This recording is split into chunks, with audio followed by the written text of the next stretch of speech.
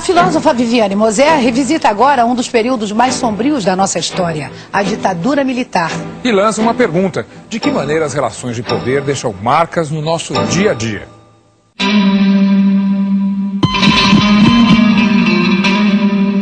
O ser humano é incrível no seu limite. E à medida que eles torturavam, que eles matavam, um sentimento para mim ficou muito grande, de ódio. E esse ódio também me deu força, porque existem certas coisas que a gente tem que odiar para o resto da vida. O seu amor, ame-o e deixe livre para amar. O golpe militar de 31 de março de 1964 deu início a um dos períodos mais sombrios de nossa história. Foram 2 décadas de repressão política, perseguição e censura.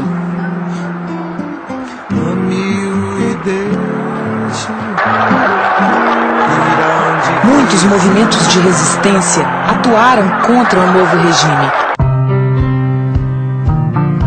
Crimeia, sua irmã Amélia e seu cunhado César eram jovens que participavam desses movimentos e, por isso, foram perseguidos, presos e torturados. Eu vivi na clandestinidade quase que 8 anos. Os 8 anos, assim, da minha juventude.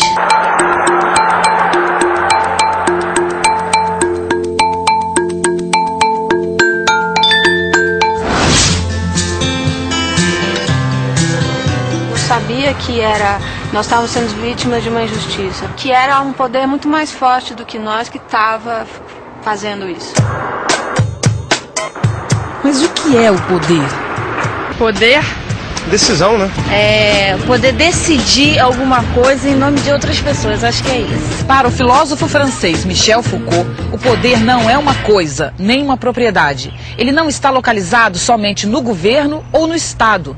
Se utilizarmos a distribuição de energia elétrica como exemplo, não podemos identificar o poder somente com esta estação central, mas principalmente com os fios que chegam a todos os lugares e atingem todas as pessoas. O poder é uma rede de relacionamentos, de relações. Isso quer dizer que em todos os lugares, em todas as classes sociais, há sempre relações de poder, mesmo que não pareça. O poder está em tudo, né? Mas como ele se manifesta? Associamos o poder à punição, ao castigo. Até o fim do século XVIII, era comum o poder ser exercido por meio da força física, da dor. Era o que acontecia no ritual do suplício. Uma cerimônia pública em que um criminoso era torturado até a morte. Mais do que uma reparação moral, o suplício era uma prova de força, a manifestação do poder político do rei. Foi o que aconteceu aqui no Brasil com Tiradentes.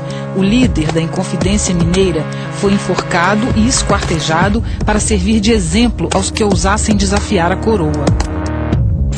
Com o tempo, o hábito de punir publicamente deixou de ser viável.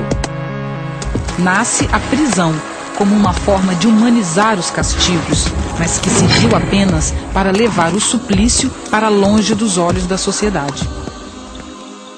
Lembro quando a gente entrou na 36ª delegacia e lembro de quando a gente entrou num corredor muito escuro e no fundo, tinha uma cela muito escura onde meus pais estavam e eles estavam assim totalmente estáticos, né? Não conseguiam se mexer.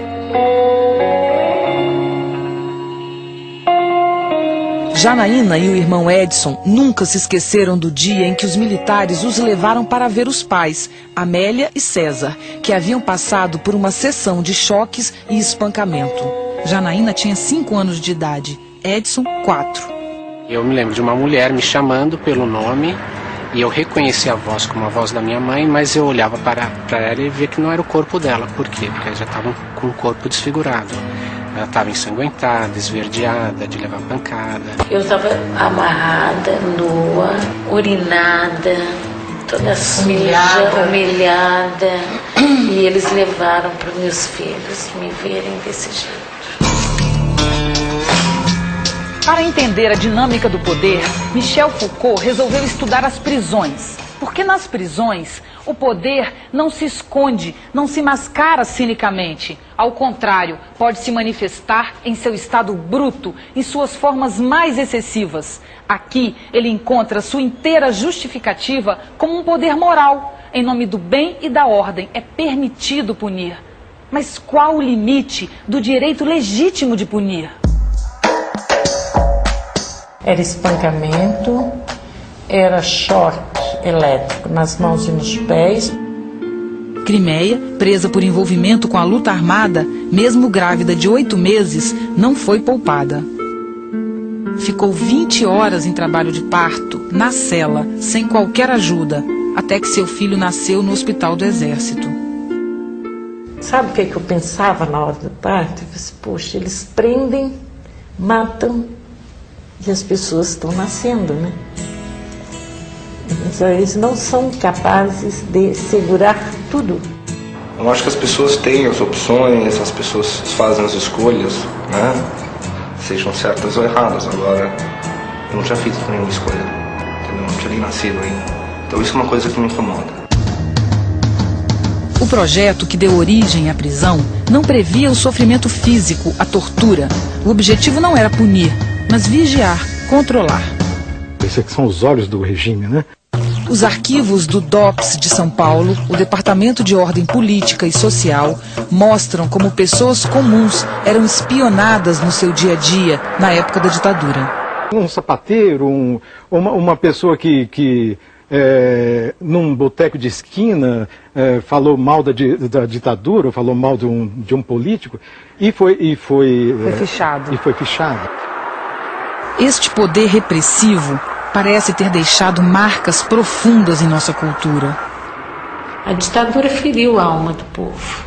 E acho que feriu no que nós chamamos de mais bonito, que era generosidade e solidariedade. A marca, a herança que nós recebemos da ditadura é a impunidade.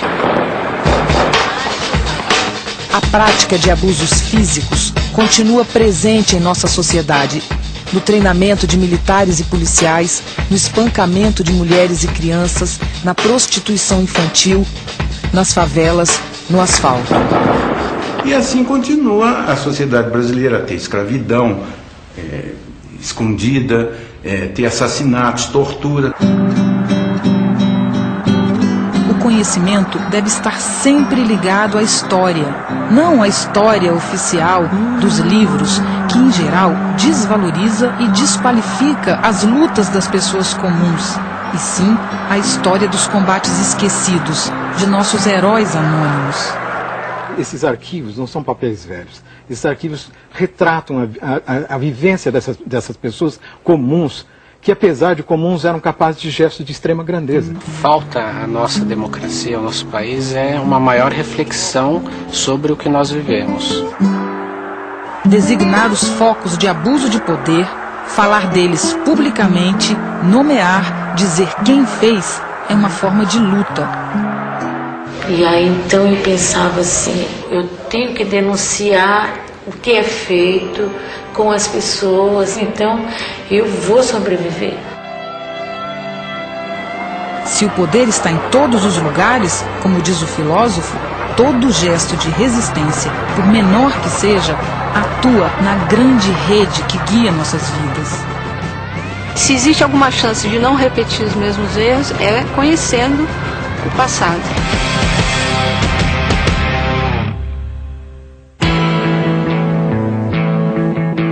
O que é mais eficaz? Vigiar ou punir? O que isso tudo tem a ver com Big Brother? A discussão continua domingo que vem para mostrar como a vigilância pode ser um tipo de poder mais forte do que a tortura. Até lá!